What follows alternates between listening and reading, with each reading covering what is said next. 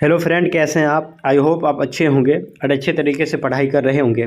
आज हम लोग इस वीडियो के माध्यम से क्लास 10th के जो नॉन हिंदी लगातार हम पढ़ रहे हैं, आज 9th चैप्टर होगा या 9वां चैप्टर होगा।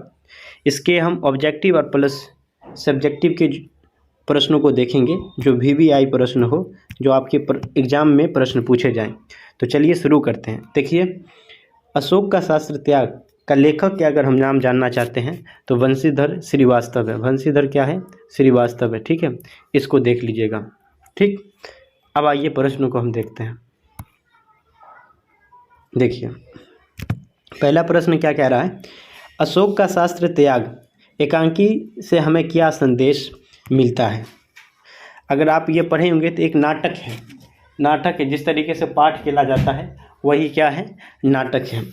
तो आप देखिए, अशोक का शास्त्र त्याग एकांकी से हमें यही शिक्षा मिलती है कि देश की रक्षा पर परम धर्म है। आत्म बलिदान हमारा कर्तव्य है। आत्म बलिदान के लिए स्त्रियों का अथवा पुरुषों का समान अधिकार है। ठीक है, अब आगे देखिए आप।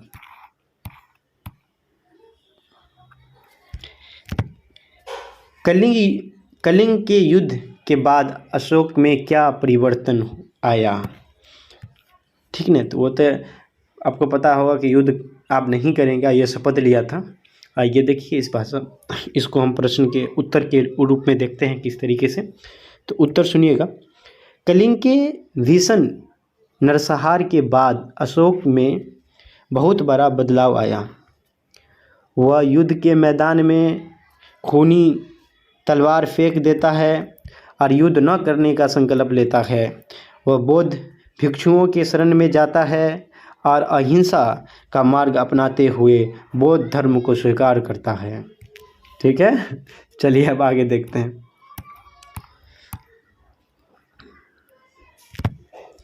क्या कह रहा है प्रश्न, ये देखिएगा। अशोक का मन युद्ध में कैसे बदला? युद्ध से कैसे बदला? ठीक है, ये 2017 में प्रश्न पूछ चुका है।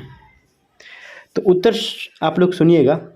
कलिंग के महाराजा के मारे जाने और उनके सेनापति के बंदी हो जाने के बाद युद्ध का नेतृत्व करने महाराजा की कन्या पद्मा आती है।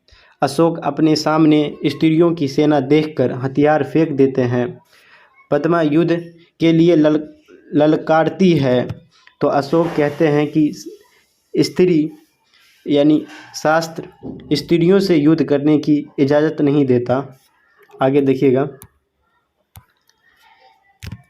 इजाज़त नहीं देता। पद्मा कहती है कि क्या शास्त्र की आज्ञा है कि तुम निरपराधियों की हत्या करो? अशोक सिर झुका लेते हैं। लाखों की प्राण की। ठीक है, अब आगे देखिएगा।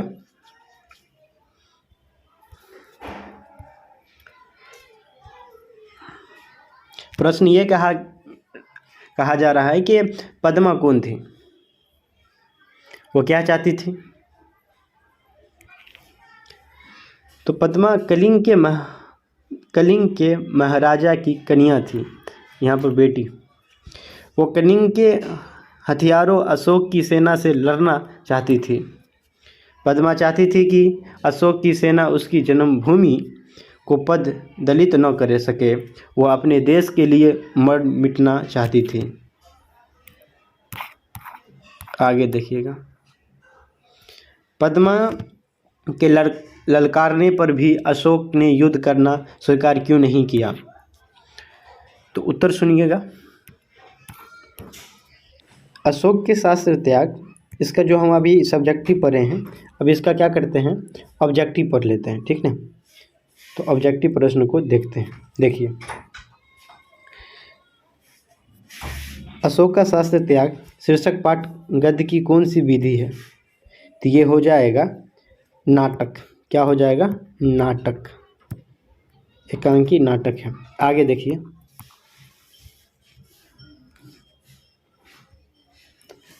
अब आगे देखिए। अशोक का शास्त्र त्याग शीर्षक एकांकी के लेखक है वंशीधर श्रीवास्तव। ऑप्शन नंबर ख जो है इसका करेक्ट हो जाएगा, ख जो है करेक्ट हो जाएगा, बंशीधर श्रीवास्तव। वंशीधर, बंसी को धर यानी कि बंसी को पकड़, समझ में आ रहा है ना? तो इस तरीके से आप याद रख सकते हैं, वंशीधर श्रीवास्तव, श्रीवास्तव, ठीक है। तब आगे देखते हैं, अशोक का शास्त्र त्याग शीर्षक पाठ का मूल उद्देश्य क्या है? तो मूल उद्देश्य जो है अहिंसक परमो धर्म है। अहिंसा क्या है? परमो धर्म है, ये इसमें बताया गया है। शांति का पक्षधर है, किसका? शांति का पक्ष। एक बात आप लोगों से मैं कहता हूँ कि थोड़ा ध्यान से पढ़ लीजिएगा इसको, क्योंकि ये देखिए जो टाइपिंग जो किया गया इसको यहाँ पर स्पेस देना चाहिए था लेकिन नहीं दिया है, तो आप मैनेज थोड़ा सा कर लीजिएगा अपनी ओर से। आगे देखिए, अशोक का सम्राट था। अशोक कहाँ का सम्राट था? ठीक ना। तो अशोक जो है इसमें कहीं पर भी सटीक मतलब के जवाब नहीं दिया गया है।